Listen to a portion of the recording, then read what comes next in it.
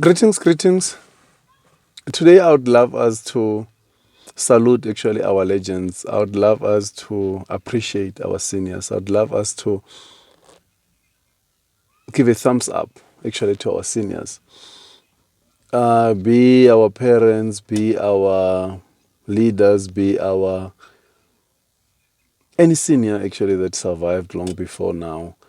Any senior who was in their teens and who was in their manhood or womanhood or adulthood during the oppressions and during the dysfunctional structures like family structures, community, and everything. And I want us to appreciate them, and they come a long way actually. I would love to relate this to actually beginning from school, comparing now with then, because then you'd rock up to a school, you are a grade one learner. You rock up there, it's your first day, you don't even know what's happening there, you don't even know what is expected out of you.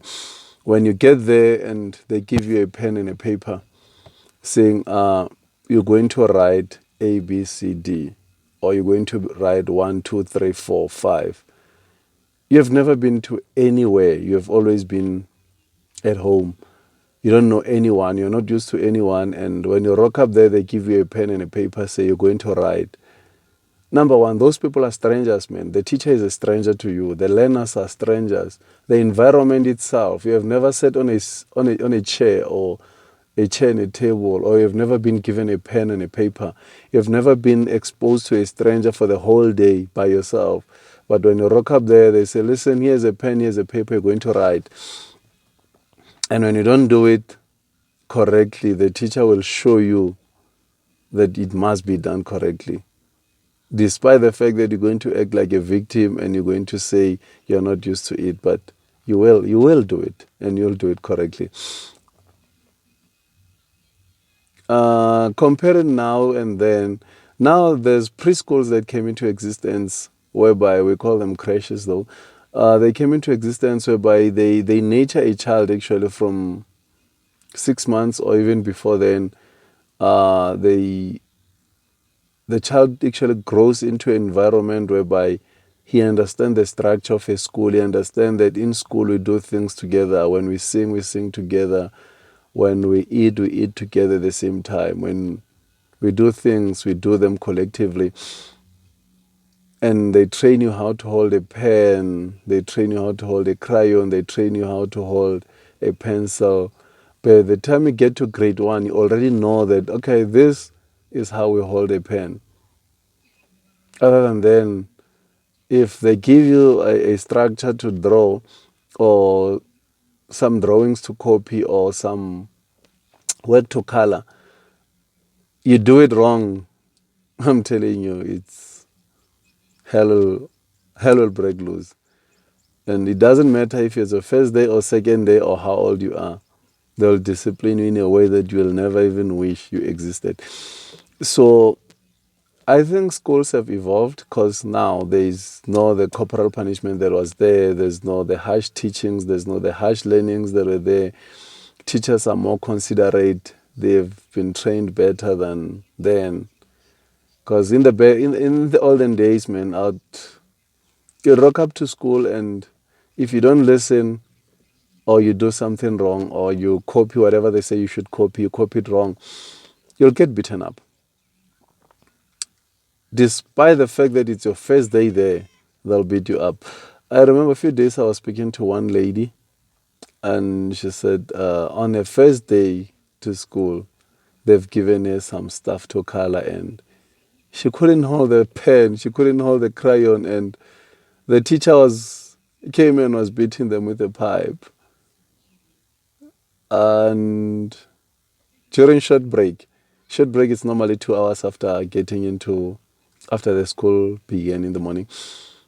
So she was telling the people, like the other learners that she knew in the school, that listen, I'm going home. I can't be sitting here and be beaten up. I can't. I'm going home. And those learners said, listen, we want to go home too, but now when we get home, we're going to receive another flock. We're going to be beaten up again. So what is it going to be? We stay here, we get beaten up, or we go home, we get beaten up again for not attending school or for running away or for leaving school. And the lady said, no, I can't tolerate being beaten up here. I must go home. And she was reminded that at home, there's another beating waiting. So where else are you going to go? She was forced to stay. And I'm telling you, in those days, there used to be legends, man. There used to be people who can give you a professional beating, and people who can give you a merciless beating, whereby when they're done with you, you'll only be agreeing with everything they say, whether wrong or right. And they send you, even after beating you up, you run like you've never been beaten up. Like there used to be some legends like Bomotime, there by Onane. The guy will pour a 2 liter of cold water into your bag. If you fail a test or something like that, you're a primary learner where you don't even understand what's going on, but doesn't matter whether it's winter or what. The guy will just come with a 2 liter, like pour it here behind your back, between your back and your shirt. It will go smoothly down through your back, and it will wet your shirt, your trousers, and you sit there for the whole 30 minutes of his period or an hour. And yeah, man, you have to attend school for the whole day while you are even shaking. There used to be some guys like Wumachai. The guy was a professional beater. There used to be the likes of Bumunyai. The lady was, yeah, she ended up being a principal at Onani. The lady would put a bucket of cold water at the gate, and it's winter. When you get to school, you are late. They say, no, dip your hands in there for 30 seconds and go to the teacher. The teacher will be having a stick, and the teacher will flog you, man, on your hands. Imagine you're freezing. Your fingers are freezing, and you're going to give the person your fingers like, and they'll give you a beating on both hands. So if they're giving you 10, it's like 20 because it's 10 the other side and 10 the other side. There used to be some guys who didn't take. There used to be one man called Khabola. The guy was, I think the guy would be great in working for the government defense units, whereby they enforce peace or they enforce order, whereby if communities are troublesome, they send those people to go and enforce order there. That guy used to be a professional beater, an intelligent professional beater. He would give you maybe 45 slaps. I think he gave me over 52 slaps at some point. And same time, not today, tomorrow, or today and later, or today and soon, or whenever. Same time like now. It was our first day at school there. It's Onane Primary. We're coming from a different primary, lower primary, going to a higher primary. When we rock up there, it's our first day. We expect the school to give us books, number one. It's new stationery. We don't have all stationery that we are told to take to that school. And back in the days, we used to have these other pens. Someone will remember. There used to be these yellow pens that we used to call de Klerk, like we call them de Klerk pens, or the grayish ones. And we know in the stationery we're going to get those pens. And when we get there, we are expected to we expect to receive the stationery and be given instructions and be given inductions and everything. But when you rock up there, they give you stationery your first day. They tell you, go into the class and you're right. It was an Afrikaans period in that morning, before Afrikaans was banned in South Africa. It was an Afrikaans period. No, not that before it was banned, but before Afrikaans was reduced in some of the schools. We did Afrikaans, by the way. So it was an Afrikaans period. We are there, and the guy gives us something called classwerk. It's a classwork. So he's busy writing on the chalkboard. I don't have a pen. Everyone brought a pen. And I don't know where they got their pens, but the pens are just the same. It's just me who doesn't have that pen. And when he turns back, I'm sitting, I'm watching, I'm looking at him, and I've asked a pen from the guy who's sitting next to me. I said, "Can you please borrow me when you're done so I can also write?" The guy agreed. But before I can receive the pen, the teacher turned and said, "Why are you not writing, boy?" I'm saying, "I don't have a pen." Remember, I'm as tall as the height of maybe, let's say, 1 meter tall, if not less. I'm just a small boy. And he calls me, come here, my boy, come here. I quickly walk to him. I'm not used to that life, remember, of being beaten up. So I quickly walk to him and he stands me there in front of the class. I'm sure the class was, I don't know how many kids get to fill up a class like our classes in South Africa, the big classes. But I think it was over 76, almost 100 learners. Because it was our first day and we're packed. So they open a space for me. I stand there and he say, "Why are you not writing?" Before I can respond for the second time, the guy gave me a slap. Whapa! Oh, I'm surprised now. What's happening now? Are we killing each other now? I'm just a boy, man. I'm like, I think I was like 7 or 8 years, if I'm not lying. An adult slap, whereby I can give that slap to my someone older than me, maybe. So I'm surprised now. It gives me another one.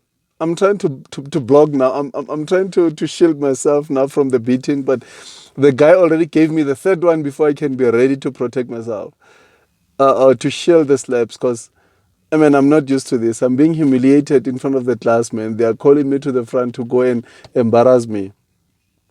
And now he says, "Remove your hands." He hold my hands like, remove my hands, and says, stand still.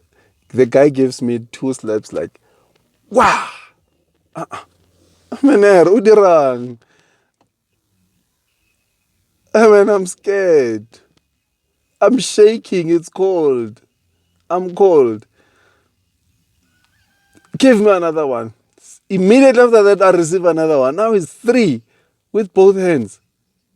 I'm not counting the single-handed ones that he was doing, but now it's with both hands. I start to block again now. He says, "No, remove, remove." He gave me over 27, if I'm counting one side, but now there were two, so I don't know how many. He was beating me. The only thing that saved me, I think, it was a short break. There was the period ended because I remember the bell rang and he left. He left me there and told the others, "Complete my class work. I'll get it tomorrow." And narrating my experience there, it's something to laugh about now, maybe. Narrating my story there, and I had some terrible stories whereby, man, there used to be some legends like Bochiho in Mahoguyane. The guy would beat the entire school. Not just one, two, three learners, the entire school. I remember someone a few days ago was telling me that a chopper landed in the school and they were just primary learners. They were just young and they quickly ran to go and see the chopper because we're not used to those things, man. Around 1994, 1993, whereby they say a chopper is landing somewhere. There are few choppers in the country. So when you hear that one is landed somewhere, you can even drive or travel 10 kilometers to go and see it. It's something that we're not used to. So the learners went out to go and see it, and that Checo guy went door to door in the school, locking all the classroom doors, locking in the learners who were in the class, they were being locked in, and those who were out, they were locked out. So when the chopper left, he, like everyone who was out, received a very good beating, a beautiful beating, until some of them never came back to school ever again. And my brother dropped out from primary because Then they would beat you until like you would run and turn back from the gate. While you are in, you have the impression to run back home. And when you get to the gate is locked. You've got nowhere else to run. Then you just have to go there and persevere. Back then we used to have legends, man. When they hold you, by the time they leave you, you'll never forget anything like that. Or there's a professional beating. There's an immaculate and impeccable beating on earth. We used to have like the likes of Ramasehla. The guy was teaching at Tabong. He ended up being a principal there. Those people, man, will ask the learners to hold your hands. Others will hold your feet, and they'll stretch you on air, like they'll stretch you on air like you're on a bed. Sometimes they'll hold you against the table while you are lying on the table, and they'll hold you against the table. Others will be holding your legs. Others will be holding your hands, and they'll give you maybe 25 or 30 canes, and you're a primary school child. I think education then, man, was so terrifying, man, was so terrible, man, was as much as we believe education was beautiful, but I think then education was dangerous.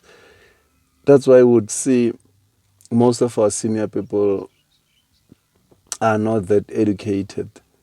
I think, I'm saying this respectfully, most of our elders, they didn't receive formal education, not because they didn't want to, but the environment was a bit difficult to endure. The environment was a bit hard actually to tolerate. We had people who would just beat you up that you are late, and they don't even know why you're late. And after surviving that school, when you get home, one mistake, you get beaten up. Because us back then we used to had some cattle, we used to had some goats.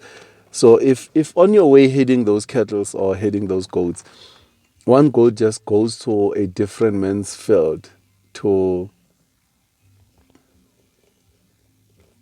yeah, when grazing, to, if one goat just goes there to eat, anything in the mealie field, and the person sends a message to your parents that, listen, I saw your goat in my farm. It doesn't matter how long it was there. You'd receive a beating that you'll even wish you're not born in that family. Whatever you do wrong, because we used to fetch water from the rivers back then, maybe 1 kilometer away from home, or 3 or 4 kilometers away, maybe let's say 3 kilometers away or two. If you fail to fetch maybe 10 buckets or 2 buckets, depending on the family structure, how many you were and how many buckets, the containers you had. If you don't fill up whatever, if we used to have these tanks, I think the tanks are 220 liters.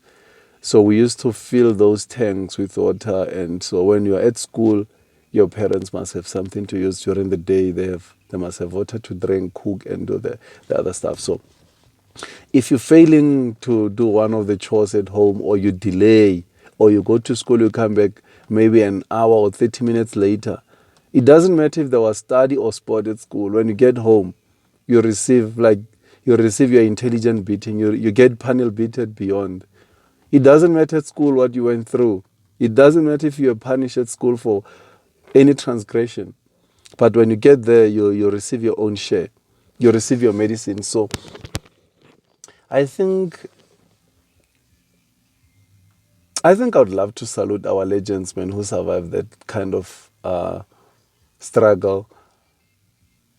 Our parents, man, used to beat us for anything. You would receive a beating for everything that comes your way, whether wrong or right, but you'll just receive a beating. That's the type of structure that was there. And after surviving your parents or surviving your home, you survived school, you healed. You go home, you survive home, you get healed. While you are still healing, While resting, man, the government security agencies can rock up in your home to come and beat the young boys so they don't be rebels, so they don't be. They used to call them rebels when they were fighting for freedom back then.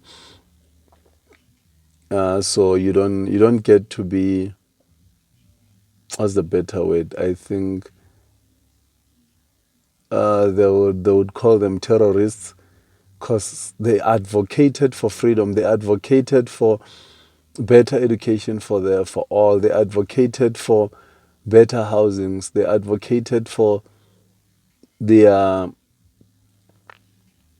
living conditions. Because back in the day, man, if you want to visit your uncle 10 kilometers west, you'd be required to go and get a letter from court that allows you to go there and a specific date. When are you going there and for how long?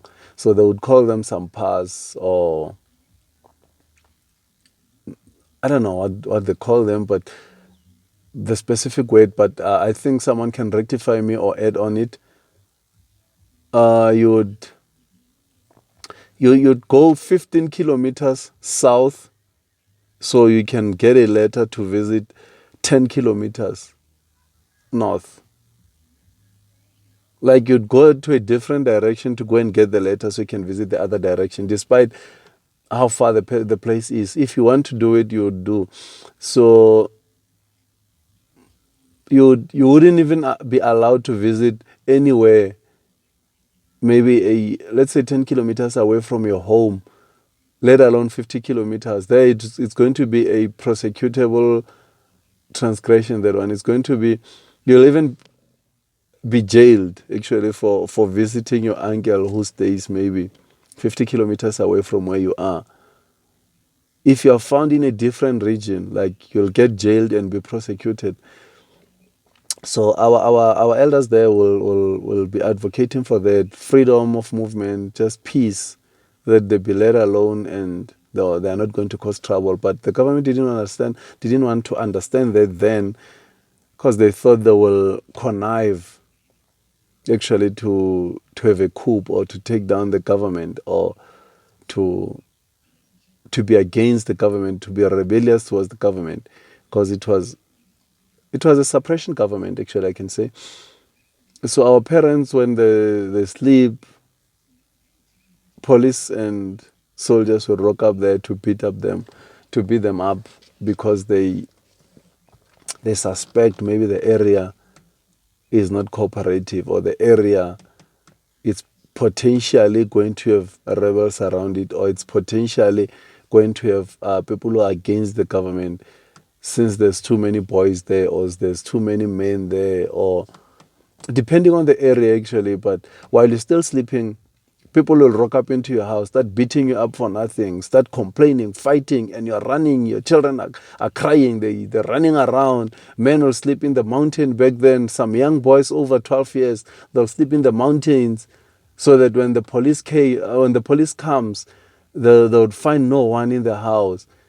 It's one of the stories whereby Julius Malema was narrating that he was sleeping with his mom, and police came into the house, and they started searching the house, and they removed the blankets from Julia's mom, and the lady was undressed, because back then would sleep with no clothes, provided it was hot, and so it was, you're in your comfort of your home and you sleep anyhow you want. And when they removed the blankets, the lady was not dressed, and the child was here. He's a male boy. And I'm not sure if there were other occupants of the house, but it's one of those experiences that you get, man, whereby you just be disciplined for not doing anything. Just because they suspect that maybe 2 years to come, you're going to be 18 years, and there's a potential or a possibilities that you can be against the government, or you can join the other troops that are trying to advocate for freedom. They discipline you this year for next year. They keep you in line this year for next year, or for the next coming 2 years. So you can see actually when I say I want to salute our elders, I want to salute our legends, because the structures from childhood, the structures to school, like they were so abusive. You get to your home, your parents are also, they also want to give you their beating. After receiving the hiding from home, now you're expecting the government to come and beat you up too. And after surviving the government now, we we get to see actually the amount of trauma actually our elders were exposed to, the amount of, we get to see that these people went through a real abuse. Actually, they were tormented, they were abused, man. And the only thing that made them survive is when you're a community leader, when you are a, maybe a chief, a priest, a, like, have a role that you are playing, that you are showing that you are not against the government. That's why even now most of our people are still fighting for bigger positions at work. You get to a workplace whereby you find a manager who hires you. When you get there, you want to manage them, because you are used to that environment whereby to survive you have to lead, and to lead you have to show those people that, listen, I'm not against anyone. Because if you're a community leader or a leader in the government, or yes, you have assumed a certain position, you'd survive the beating provided they will realize that you are not trying to do anything to corrupt the environment. You are not turning your people against the government. And chiefs were respected, the leaders were respected. Everyone who was a leader, actually, the kings were respected. And most of them, they did, or they assumed those positions so they can be protected. So the government is not going to beat them up. The police are not going to beat them up. The soldiers are not going to beat them up. So they took part in those activities, or in the leadership positions, even if they were not paid. But they just took part because they didn't want to be beaten up. They didn't want their children to be humiliated, because they'll beat you in front of your children. So if you're a leader, you'd communicate with the units of security of the country. You'd tell them, listen, in my place everything is in order. So no one will come there to terrorize your community if they are sure that you are not doing anything to rebel against them. Despite their wrongdoings, you must just not retaliate or react or complain. So if you're a leader, nothing wrong will be done to you. So you can see in most of the setups, when we get to a workplace or wherever we are, everyone wants to be a leader, because the fear from our past is still there. People are still scared what will happen to them if they are not leaders. If a new leader is coming into existence, these people are scared that, listen, if this person takes the position, it means I'm out. There's nothing for me. It means now I'm no longer a leader. I remember back then when I was still working in the financial sector. I was still working in the financial sector. I I got a different position whereby I was promoted from being a financial advisor in sales, and to a different position. And the person who was the leader then saw competition, saw a challenge. She's still my boss. I'm still reporting to them, but they sense fear. It's like someone new came to take over. So in their mind, they think I'm there to compete them. They think I'm there to take whatever they have. So now they're imagining themselves being demoted in the process, and they started making things worse, because the person grew around them, and the person was born around 1965 and that. So they saw, they were scared. Actually, they saw that someone is coming to take over, someone is coming to shake. There's new disruption in the area. a new vibrant young man is coming to the area, and the person felt the challenge, and they started making the working environment as difficult as it can possibly be, because they are only scared. But if you're not used to the setup whereby you see your elders being humiliated, tormented, and abused, you think this person is doing that because they are evil. They are not evil. The reality of things is they went through a lot. They've seen it all. And now what they do is they're trying to protect their only way of survival. According to them, they are trying to keep themselves actually safe. They don't know how's tomorrow gonna be. So whatever they do is they only trying to survive. And yeah, man, few of you will agree when I say I want to salute our elders who survived there. I want to salute them, man. They went through a lot. A few days ago, I had an encounter with someone. I grew around this person. The person is older than me, maybe 30 years older than me, or 20 years older than me. Like, they grew around the 1965s and 68s, and they're the ones who saw the real torture from school, home, and the real torture given by the government. So in the little argument, this person is emphasizing that there's two bulls in this crowd. There's two bulls in this yard, meaning me and him. The person is older than me, man. There's no way you can be a bull towards someone who's 20 years older than you. But for the fact that you try to reason with them, even before you can reason, but for the fact that they see you as a challenge, they think you are taking over. They think you're taking their power. And it actually, it's scary to them to see young people evolve, because they think they are coming to take over. They are bringing disruption. And it made me agree with certain terms or certain quotes whereby someone would say, some people love you until they see you growing, until they see you maybe evolve to be a different person. But during those times whereby you're not growing or evolving to be anything, they don't see a challenge. But once you start growing, once your feathers start to grow, they think you're going to fly higher than them, and that poses fear. But taking it back where it comes from, we can blame them, but it's not their problem, because this thing was instilled by the previous government, man. It was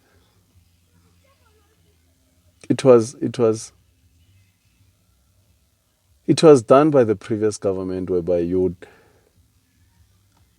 our people will just be tormented for nothing. They would just be beaten up for nothing. They're scared, man. Despite the fact that times have evolved, things have changed, we are more advanced now than then, but they're still scared. They don't want new person to grow, because this person can pose fear. This person can bring new challenges. It's not them, it's the fear that is in them. So when you're used to these things, you handle with care. You handle them with caution. You respect them. You become more considerate, because you have seen it, you know how it is, and you know how what these people went through, and you can relate. And it was a very heated argument, whereby I spent most of the time, maybe 95% of the time, quiet, and this person was worked out, and I saw this person it was just about the leadership feelings that the person had, that they are not acknowledged as the leader, and they are not acknowledged as an elder or as an adult. Not a leader per se, because they are not leading anything. They are not a leader anywhere. But they are more concerned about them being not acknowledged as an adult. and them not being acknowledged as an elder, and them not being acknowledged as a male senior someone. And no one challenged them. But for the fact that you are there around them and you show them, listen, the sun rises in the east and it sets in the west in South Africa. And they think, no, why are you the one bringing that? Or why are you telling that to me? And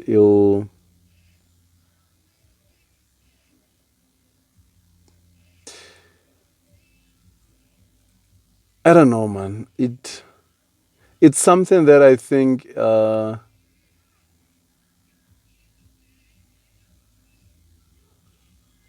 most of us will take time and will struggle to work around.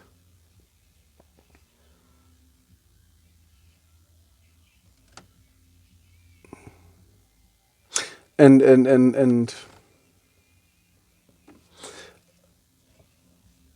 by the way, we have to be considerate when dealing with these people. We have to treat with caution. We have to show respect. We have to show them honor, because their biggest concern is they are not being acknowledged that much. And this person was willing actually to take down the entire yard, the entire compound, because I personally, or they thought I personally don't acknowledge them, or I don't show them enough respect. And they were willing to take down everyone and anyone around just to show them that they're in charge. And this opened my eyes and made me think of a saying that someone once said, be careful who you keep in your ship or your Titanic, because someone will take down the entire ship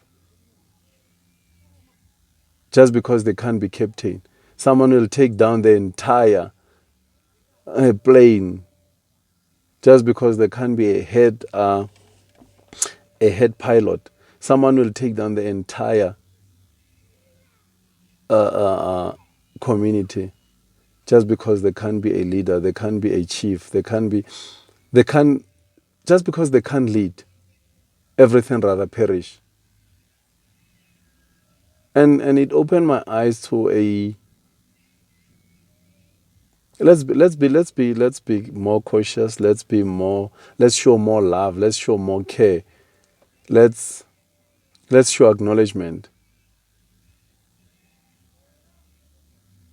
Because these people went through a lot, man. We can blame them for their actions, we can blame them for whatever treatment that they're giving us, but if you can look where they're coming from, they've went through a lot, man. They've seen it all. They've seen all types of trouble. They struggled. They suffered in the journey. They slept in the mountains. They were beaten up at school. They were beaten up at home. They were beaten up by soldiers and police. They were actually terrorized. And when they come to you, you're just a young person who has never gone through that. When they speak to you and they show aggression, you're questioning, why are you aggressive? And to them, it's like you're challenging them. So sometimes we need to be extra cautious. We need to be more considerate when we speak to our elders. We need to understand that they were there before us. They've seen it before us, and they struggled before us. So, and I'm not advocating for anyone's negative behavior or bad behavior, but I'm saying let's try to be considerate, man, because these people have seen it all and they went through it all. And I guess it will ease their reaction, and will keep the connections and contact, and will keep our relations if we show them that respect that they're actually dying for.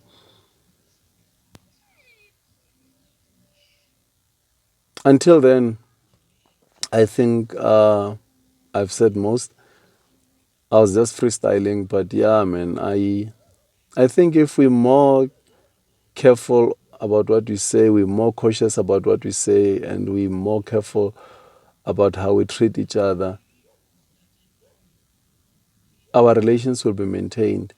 I think if we're more kind towards each other, despite where you're coming from, despite your experiences, I still think we should salute our legends because they've seen it all, man. They got abused. They've seen most of the things that we haven't seen as young people. And they got tormented more than anyone could, I think. So their main reactions or main actions are inspired by where they're coming from. And where they're coming from, it's where we don't know. So whenever we react, we must also not forget that we don't know where these people are coming from. Let's take them from where they are. Until then, hasta la vista.